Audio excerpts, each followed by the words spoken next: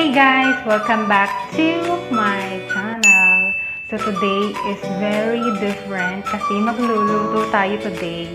And this is a very different video kasi bukod sa magluluto ako, gagamit ako ng rice cooker sa pagluto ng chicken adobo. Nag-search ako sa YouTube kung ano yung mga pwedeng lutuin gamit ang rice cooker.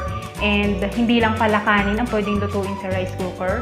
Pwede ka magluto ng sinigang, pwede ka magluto ng adobo, pwede ka magluto ng itlog, and marami pang iba, mga dessert, pwede ka rin magluto ng cake gamit ang rice cooker. And today is, ang gagawin natin is magluluto tayo ng chicken. Magluluto tayo ng chicken adobo. Bumili ako ng chicken, nahugasan ko na siya, and then yung pagka-ketchup nila, malalaki.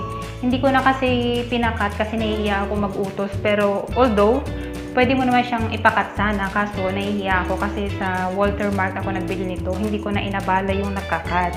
So anyway, ito, nahugasan ko na nga siya. Kapag nagluluto ako ng adobo, nagamit yung lutuan talaga, ganun din yung gagawin ko sa adobo ko ngayon.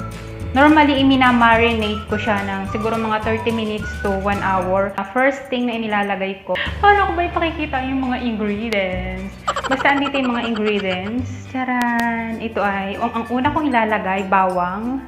And then, next na inilalagay ko is yung sibuyas. Ganito lang yung pagkakahiwa ko ng sibuyas. Malalaki. Ayoko nung maliliit na para ka magigisa ng sibuyas. Gusto ko yung malalaki siya. Ganyan. And then, normally, nilalagay ko na lahat na ingredients. And then, saka ko siya hinahalo. Minimix-mix ko siya. Ilalagay ko na itong paminta. And then, next na ilalagay ko. Para tayong mga Pilipino, hindi pwedeng hindi tayo maglalagay ng betchin. So, tansya-tansya lang yung paglalagay ng betchin. Ayan. And then, next na ilalagay ko. So, I have here, charan! Dato puti toyo. Kagagaling ko lang sa Walter kasi nag-grocery ako. So, naisipan ko, ano kaya kung i-try ko magluto sa rice cooker since pwede naman pala siyang gawin kasi nag-search nga ako sa YouTube. Wala akong sinusunod na measurement, basta tansya-tansya lang. And then, nilalagay ko na yung suka. Ayan. Suka. Tansya lang din. And then, lalagyan ko pa siya ng sugar. O, diba? Ang lagayan ko ng sugar, ang laki. Ito yung garapo ng stick, o. Ganito kadami. Tansya-tansya lang. Ito ang version ko ng adobo. And, alam niyo ba kung ano yung ginagamit ko kapag nagmamarinate ng chicken? I use my hand. So, gagantuhin ko siya. Malinis yung kamay ko, guys, ha? Malinis nga ba? Naghugas na ako ng kamay ko kanina. So, ang normally ginagawa ko, ginaganyan-ganyan ko siya. Ako naman ang kakain ito. So, ginagamit ko yung kamay ko pag ma-marinate nito. So, para to make sure na even out yung pagkaka-mix ng mga ingredients. Diba? So, basta gaganyan-ganyan ko lang siya. And then, kapag sa tingin ko ay ano na siya, lahat na parte ng manok ay na cover up na ng mga ingredients, may ganun. Kasi malalaki yung pagkakakat niya. And my favorite part sa chicken is yung mabubuto. Yung tulad nito, balugbog. Backbone yung kinuha ko. Ayoko nung mga like picho or yung hita. Gusto ko yung may ngangat-ngat-ngatin ako. So, ayan. Sa tingin ko ay okay na to. Tatakloban ko siya and then hahayaan ko siyang ma-marinate ng mga 30 minutes. Okay? Cover up. Charan! And after 30 minutes or 1 hour, depende kung mahaba yung oras ko, lalagay ko na siya sa rice cooker and then isiset ko siya na para akong nagsasaing ng kanin. So, this is my first time to do it. Kaya hindi ko alam kung magiging perfect or magkakaigi itong aking gagawin. So, I just want to try it out kung feel or okay. So, let's try. Babalikan ko kayo after 30 minutes or 1 hour. Okay? Bye! Ayan guys, after 30 minutes, 1 hour na pala yung lumipas. And sa tingin ko, marinate na to. And then, ilalagay ko na siya sa rice cooker para maluto na siya. Ang bango na niya. So, ilalagay ko na.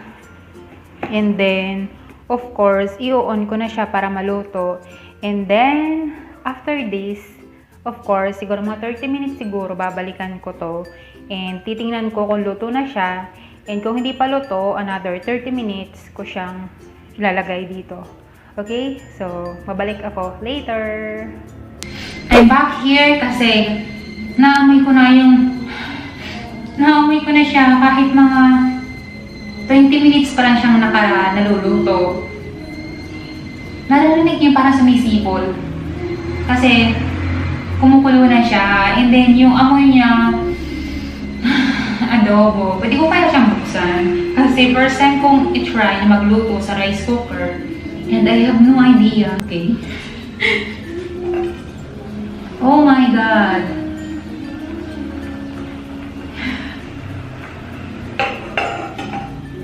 It looks like the same na nagluluto ako sa stove or sa shilane. It's no different. Oh my gosh, I'm so happy. And the smell, so good. So good. Adobo.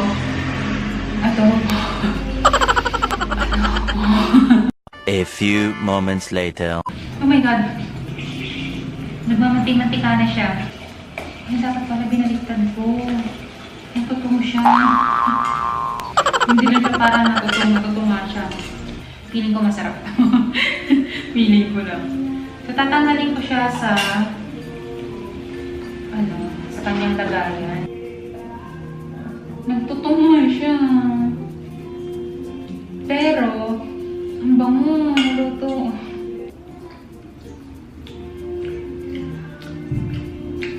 Ang sarap.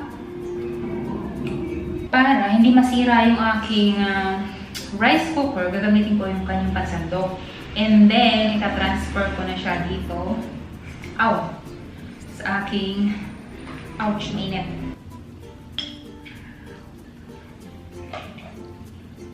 Wow.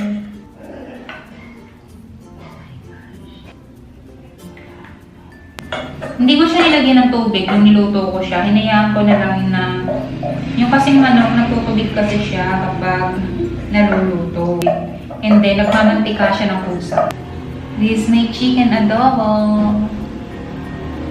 And yeah, this is the first attempt to cook in the rice cooker. And success! Success! Yay! May idea na ako na kapag gusto ko magluto ng adobo, magluluto ako sa rice cooker. Next na plan ko, gusto kong magluto ng sinigang dito sa rice cooker. Siguro next week, magluluto ako ng sinigang. Kasi yun lang naman yung madaling lutuin. Ang sarap. Thank you so much for watching. Kayo guys, kung kayo nanonood at wala kayong lutuan, nakagaya ko na nag-iisa sa bahay or nag-start pa lang ng family and wala pa kayong gas stove or meron lang kayong rice cooker, pwede nyo gawin yung ginawa ko. Pwede kayo magluto ng chicken adobo, pwede rin magluto ng sinigang, basta madaling lutuin. Okay na sa rice cooker.